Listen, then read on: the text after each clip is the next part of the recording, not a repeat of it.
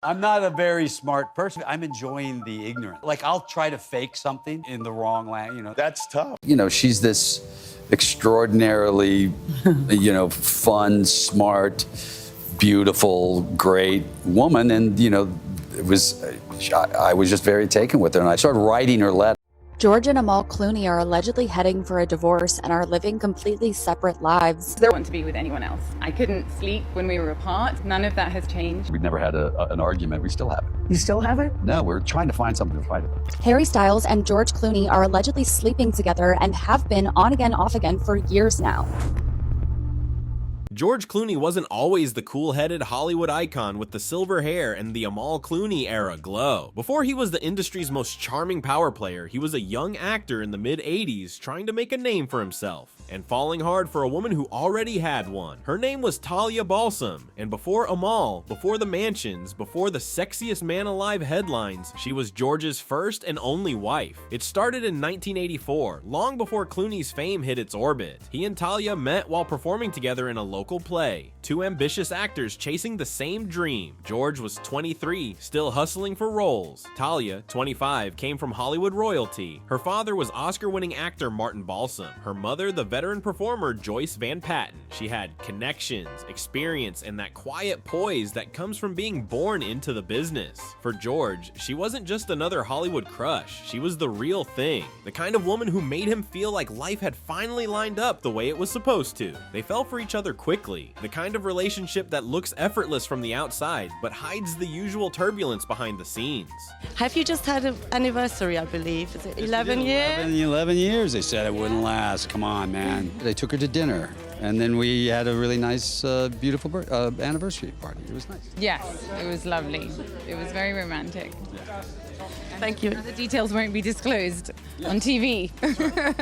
They broke up once, then found their way back to each other, only stronger, more certain. By December 1989, George Clooney and Talia Balsam were standing under the neon lights of Las Vegas saying, "I do." It was spontaneous, it was wild, and for a moment it felt perfect. George was still years away from ER, from Hollywood stardom, from the life he's known for now. He was just a young man in love, gambling on a marriage that he thought would last forever, but it didn't. By 1992, barely 3 years later, it was over. The marriage collapsed quietly, but completely. Clooney filed for divorce, and the fallout wasn't the loud, scandalous kind you'd expect from Hollywood, but it cut deep.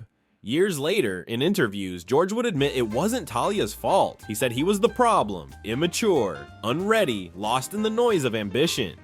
"I probably, definitely, wasn't someone who should have been married at that point." He told Vanity Fair, "I just don't feel like I gave Talia a fair shot." Even then, you could hear the regret in his voice. For all the women George dated after, he never badmouthed her, never rewrote history to make himself look better. He called her the one girl he truly loved, the one who got away because he couldn't hold himself together long enough to deserve her. When they divorced, Clooney wanted it to be clean. No drama, no drawn-out legal battle. He reportedly told her, "You tell me what's fair, I'll write the check." But Hollywood doesn't make anything easy. He later admitted he spent $80,000 just in lawyer fees. "That makes me crazy," he said, shaking his head. You could tell the money wasn't what bothered him. It was the fact that even the breakup got complicated and that he couldn't fix it. By the time he spoke to Barbara Walters on 20/20 in 1995, Clooney had turned the page, at least publicly. When she asked about marriage, he smiled and said, "I won't marry again." It wasn't cynicism, it was exhaustion. He'd tried love once and it didn't fit him. "I wasn't very good at it," he said. "I was the one in the relationship who wasn't willing to fix things." He took the blame every time he was asked. No deflection, no bitterness, just honesty. And that became part of his charm, the humility behind the smile. But underneath that self-awareness was something deeper. Fear. George Clooney wasn't just avoiding marriage. He was running from the idea of being responsible for someone else's happiness. He admitted as much. "I don't ever want to have the responsibility of messing somebody up like that," he told Vanity Fair. When people pushed him about kids, he brushed it off. "Everybody keeps telling me I have to have children, and they keep betting I will." Nicole Kidman and Michelle Pfeiffer even bet him $10,000 each that he'd be a father by 40. When he hit 40 and didn't, they sent the checks. Clooney sent them back, with double or nothing on the line for 50. He joked about it, but there was always truth behind the humor. "They think it's that I hate kids," he said, "but I adore them."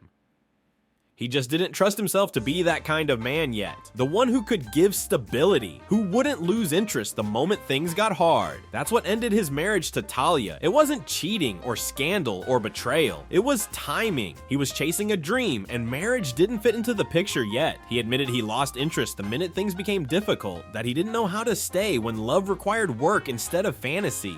It's ironic though. Talia Balsam went on to find her own version of peace. She married Mad Men star John Slattery, built a steady career, and even starred on HBO's Divorce. When she was asked about her past with Clooney, she didn't hesitate to keep it classy. "Absolutely. George is charming," she told People. "He remains charming. I've worked with him. No resentment, no bitterness, just quiet understanding. The kind that only comes when both people have lived long enough to stop blaming anyone." For George, the divorce left a permanent mark. For decades, he stood by his vow. No second chances, no marriage. He dated, sure, famous faces, glamorous women, red carpets, and tabloid covers, but he always kept one foot out the door. Marriage was off limits, almost like a personal rule carved from regret. He told interviewers he simply wasn't built for it, that he was better off alone, that he'd tried, failed, and didn't want to hurt someone else by repeating the pattern. And for nearly 25 years, he meant it. Then Amal Alamuddin walked into his life, and everything he thought he knew about love flipped upside down. She wasn't a Hollywood actress, or a model, or a fleeting distraction. She was an international human rights lawyer, brilliant, self-assured, and immune to his charm. Clooney himself said he knew right away. "I felt like I'd met someone I would spend the rest of my life with," and that's exactly what he did. They married in 2014 in Venice, Italy, the polar opposite of his impulsive Vegas wedding decades earlier. This time, he wasn't running from commitment, he was running toward it. In 2017, they welcomed twins, Ella and Alexander. The man who once swore off fatherhood forever became the kind of doting, present dad people thought he'd never be. Looking back, that's what makes his first marriage so haunting. Not because it ended badly, but because it shaped everything that came after. Talia Balsam was the test, the heartbreak, the lesson he didn't realize he needed. She was the reminder that love isn't something you walk into unprepared, it's something you earn. George Clooney divorced his wife in 1992, not because he stopped loving her, but because he wasn't ready to be the man she needed. It took him decades to grow into that person. When you look at him now, the calm, thoughtful husband, the proud father, the man who talks about Amal with that soft grin, you can still see the young actor who once stood under the Vegas lights, believing love was something you could win on impulse. He lost that bet, but in losing it, he learned exactly what kind of man he had to become to finally get it right.